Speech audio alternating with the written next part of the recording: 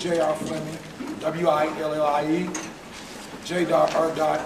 Fleming, F-L-E-M-I-N-G. I'm a human rights observer, educator, and monitor with the Poor People Economic Human Rights Campaign and National Community Organizing Director with the Hip Hop Congress. Yeah. Let me start off by saying this.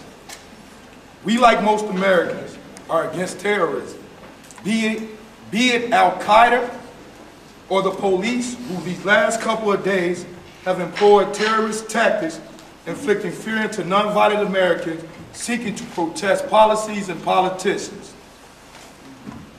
We do not support America's war on the poor, nor do we support the police war on the people. It seemed that when we captured Saddam Hussein, we captured some of his ways. Yeah. Not allowing Americans to assemble in peaceful demonstration is reflective of a dictatorship. Last night I watched some of the RNC speech that former presidential candidate Rudy Giuliani gave. He talked about Islamic terrorists. These young men and women who have been arrested the last couple of days are not Islamic terrorists. But it seems to us, because they disagree with the policies and the tactics of this government, that they have been labeled terrorists. So I have a question for you, the American public. What is violence? Is there a difference in violence and civil disobedience? Are we not allowed to take to the streets and employ civil disobedience along with street theaters to express our opinions? Will Senator McCain, who said that he speaks for the American people, speak to these young Americans who now face Al-Qaeda-like charges? You see, to us, as we look at America in this day and age, it seems like the American government has allowed Al-Qaeda to win this war because they have achieved one thing. They have disrupted the American way of life. Dr. King said what made America unique, that we had a right to protest for rights. In these last couple of days, the fear tactic employed by law enforcement agencies have inflicted Americans and their ability to take to the streets. Now Americans are questioning themselves whether they should ever take part in marches and demonstrations. That's right. That's right. The Poor People Economic Human Rights Campaign is upset right now at the majority of the media. Over the last couple of days, we've been asked, do we feel that our message was lost? We are not the media. We do not control the messaging. Yeah, thank you.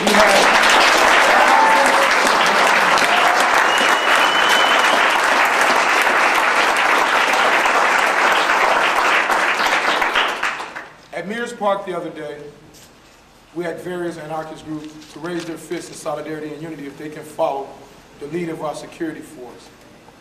And they did. Let me say, for one, who's in charge of security, a 12-person security team with thousands of people. We only witnessed 2 arrests.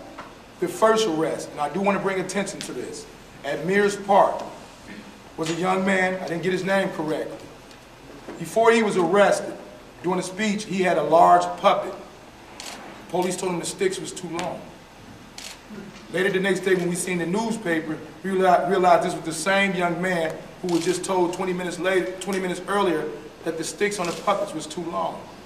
Right then and there, our security team realized that he was a target. But this was just a divisive tactic employed by law enforcement agencies to keep chaos going on.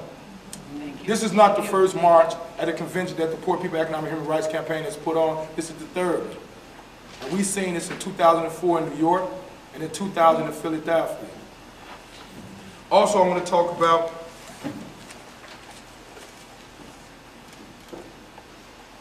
the violence employed by the various law enforcement agencies. Was it necessary to expend $50 million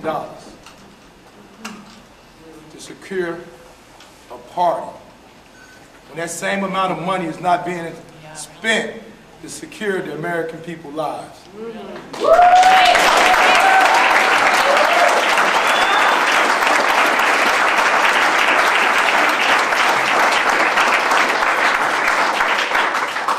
$50 million. How many people could that have housed? How much health care could that have bought to Minnesotans? Yes. How could $50 million help poor people being educated? These are some of the questions we like to ask.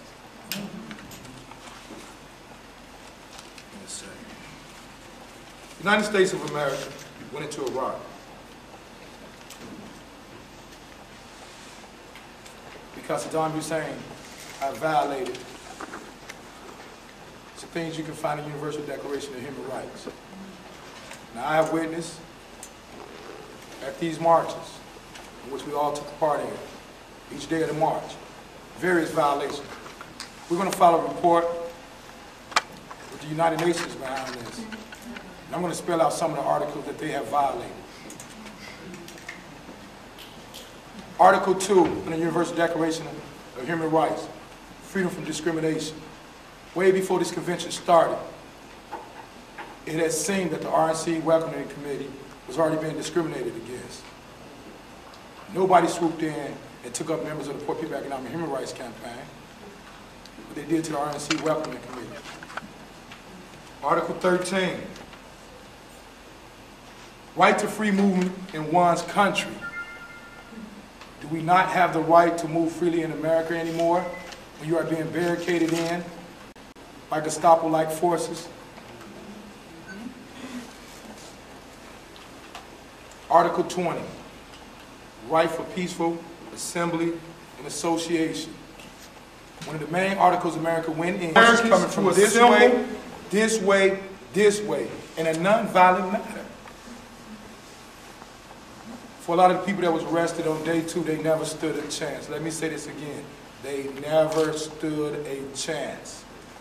It was not necessary to deploy concussion grenades into crowds of women and children and crippled, handicapped people.